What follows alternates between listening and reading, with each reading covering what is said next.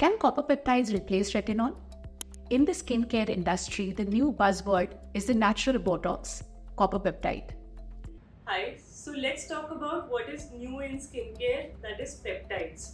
So peptides are the newest in skincare, and today we are going to decode whether they are good, whether they are bad, and what's making them so famous.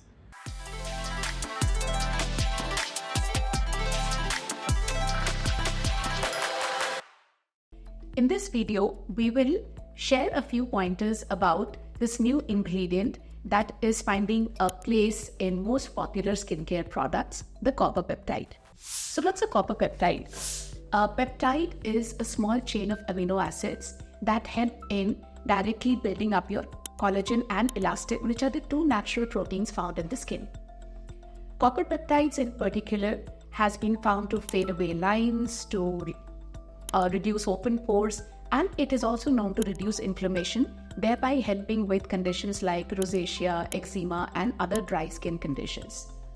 We have covered these skincare concerns in other videos, and you can find the link to them in the screen below. So as discussed earlier, copper peptides are doing pretty much the same thing as a retinol. So how do we choose between the two? So can copper peptides really replace retinol? So they are the two important anti-aging ingredients in most skincare products. Copper peptides are doing the same thing as retinol, but they have a different mechanism of action. They are directly working on the protein molecules, the elastin and collagen, whereas retinol works more by exfoliating it. So for people who want to go the slow and steady way, copper peptides is actually a safer and more long-term solution. If they want to get anti-aging effects fast, retinol is a better option. It's a vitamin A derivative. Retinol is known to cause sensitivity and irritation in many people, thereby making copper peptides a much safer option and a great alternative to retinol for anti-aging. If you want us to do an article on whether retinol is suitable for Indian skin, do leave retinol in your comments below and we'll do a deep dive in our next section. The key difference between copper peptide and retinol is in the nature that they are derived. Copper peptides are small chains of amino acids and retinol is a vitamin A derivative. When it comes to a skin type which is suitable for both, the one thing that goes against retinol is it is not recommended to be used in damaged, sensitive skin with impaired barrier function. And this is where copper peptide actually comes in, because it actually helps to regenerate the compromised barrier repair of disturbed skin. The use of copper peptide can be started much earlier than retinol, which is traditionally considered a late 35s to 40s age group for us to start. However, copper peptides, because of its preventative aging, it can be started way earlier. Coming to some combinations of copper peptide serum, copper peptide standalone is powerful enough to give you the anti-aging benefits. It can be made more effective and powerful by combining it with hyaluronic acid. Avoid combining it with retinol or vitamin C and niacinamide, especially when you are beginning to use the serums. Here's a list of a few copper peptide serums that you can use. The IS Clinical Copper Firming Spray and the Nutriderm Copper Peptide Serum. Both of these are available at the clinically store. And the other three are Clayco Ginseng and Copper Peptide Serum, Ordinary Copper Peptide Serum, and the Revena Dermasciences Copper Peptide Serum along with hyaluronic acid.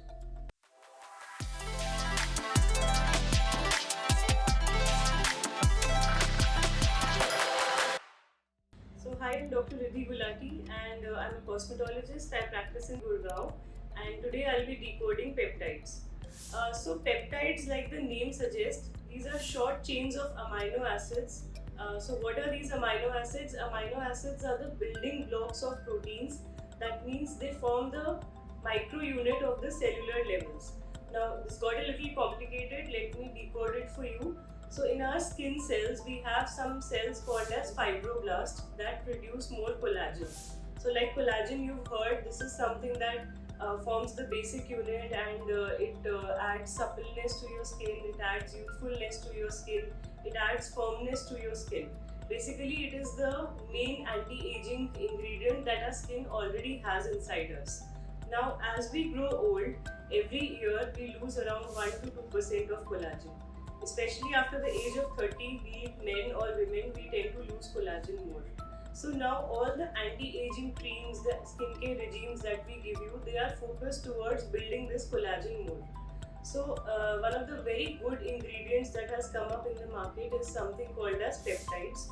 Now these peptides, they not only stimulate collagen, so there have been a lot of lab research and studies that have been done on them, and it has seen that when we put this peptide on the fibroblast cell, it starts proliferating, like it starts multiplying. So like the fibroblast is multiplying means it's making your skin more youthful and making you more attractive and more supple. So fibroblast activity is increased by these peptides. Number two, they are very moisturizing in nature. So when you are getting a lot of skin treatments like peels, like lasers, like Morpheus, MNRF, or even injectable treatments, we want to put something inside your skin post treatment which is actually going to increase the collagen again. So what do we do? Once the microchannels are created, we put some peptide on your face. In the night care also it can be used because our skin is like a membrane wherein things can go in and out. So we want to put peptide inside your skin again to give you a beautiful anti-aging effect. So now how to incorporate this peptide inside your skincare regime.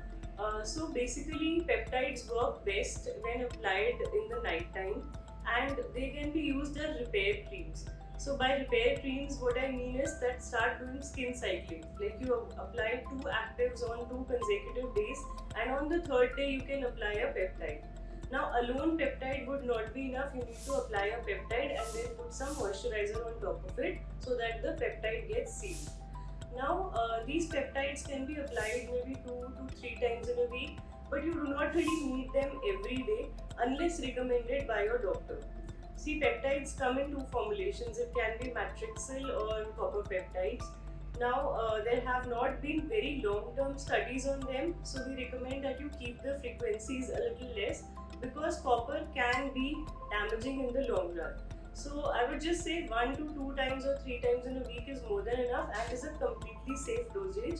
So you can use it post your skincare treatments and along with your other products, and try to incorporate this in your skincare. You are totally going to see a change.